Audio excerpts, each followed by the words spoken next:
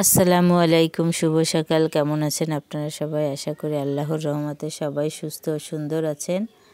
এই তো বরাবরের মতো আরও একটা ভিডিও নিয়ে চলে আসলাম। সকালবেলা ভোরে উঠেই ভিডিওটা শুরু করলাম। এই দেখেন অনেক কুয়াশা, তারপরেও তো বেরো হতে হবে। আজকে একটু বাইরে যাব। রোদ্দুর উঠে পারেনি, সূর্যটা শুধু উকি দিচ্ছে। আর এই তো চলে আসলাম মেয়ের জন্য যে জিনিসপত্রগুলো গুছিয়ে রেখেছিলাম তাই দিতে আসলাম। এসে গাড়িতে উঠায় দিয়ে চলে আসলাম। ভাবতেছি সকালে তো হাঁটাহাঁটি করিনি, তাই একটু হেঁটেই চলে যাই বাড়িতে। তাই ভিতরের রাস্তা দিয়ে হেঁটে চলে যাচ্ছি, কারণ মেন রাস্তা দিয়ে হাঁটলে ভিডিওটা করতে পারবো না, আপনাদের সঙ্গে দেখাতে পারবো না। এত সুন্দর গ্রাম, আমাদের গ্রামটা এত সুন্দর। অবশ্য যার যার গ্রাম তার কাছেই অনেক সুন্দর, অনেক সুন্দর। চারপাশে ধানগুলো দেখেন কত সুন্দর পেকে আছে, তারপরে কেউ কাটতেছে, কেউ কেটে রেখে দিছে। আর এই চারপাশে এই দেখেন সুপারি রোদ্দুরে দেওয়া। এভাবেই সুপারি পেড়ে আমাদের এইখানে রোদ্দুরে দেয়, কেউ বিক্রি করে। আর এই দেখেন এখানে ধান কাটতেছে, এত সুন্দর লাগতেছে ধানগুলো। মনে হচ্ছে চারপাশে শুধু সোনা আর সোনা, দেখলেই মন ভরে যায়। তারপরে এই পাশে একটা বরজ আছে, পানের বরজ। বরজের ভিতর ঢোকা যাবে না, মেয়েদের ঢুকতে হয় না বরজের ভিতর, সব মেয়েদের ঢুকতে দেয় না, তাই হয়তো আপনাদের দেখাতে পারলাম না। তারপর বাড়িতে এসে রান্নাবান্না গুছালাম, যে কি রান্না করব। বাড়িতে তেমন কিছু ছিল না, তাই এই একরকম তরকারি রান্না করব, সেইভাবে কিছু গুছিয়ে নিলাম। এই যে অল্প কিছু মাছ তাই দিয়ে তারপরে আপনার রান্না করব তরকারি। এখানে দেব আমি হচ্ছে ওলকপির একটা তরকারি রান্না করব।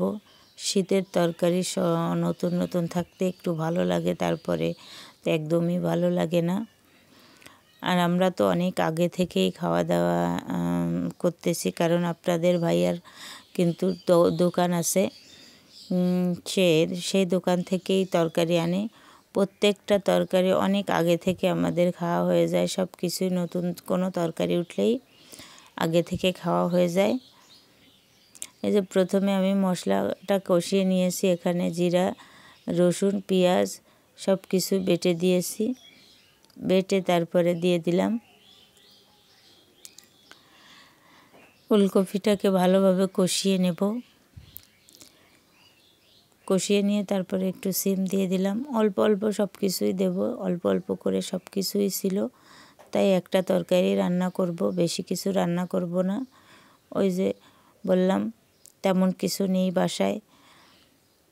সেই কথা বললে সবাই বলে যে তোমাদের বাড়ি তরকারি, এত তরকারি, তোমরা তরকারি নেই বললে হবে না।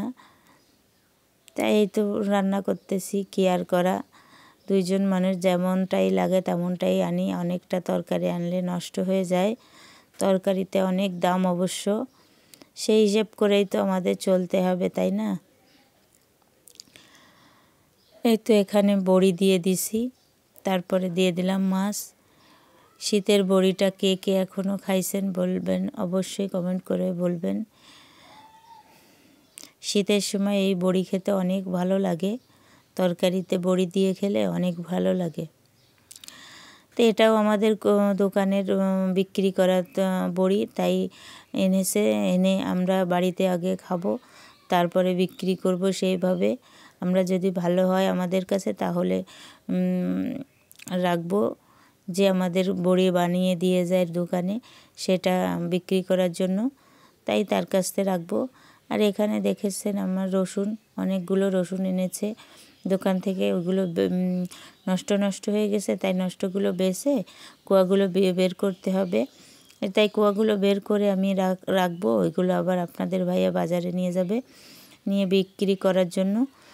তাই অনেকগুলো রসুন, তা নাহলে নষ্ট হয়ে যাবে।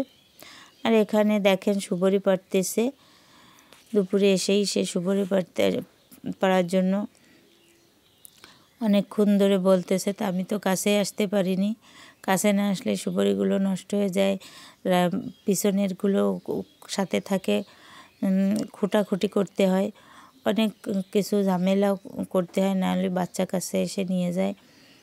তো এই যে কাছে থেকে দাঁড়ায় থাকতে হয়, তা না হলে সে গাছে থাকতে যদি পারতে হয় তাহলে নিয়ে যায়।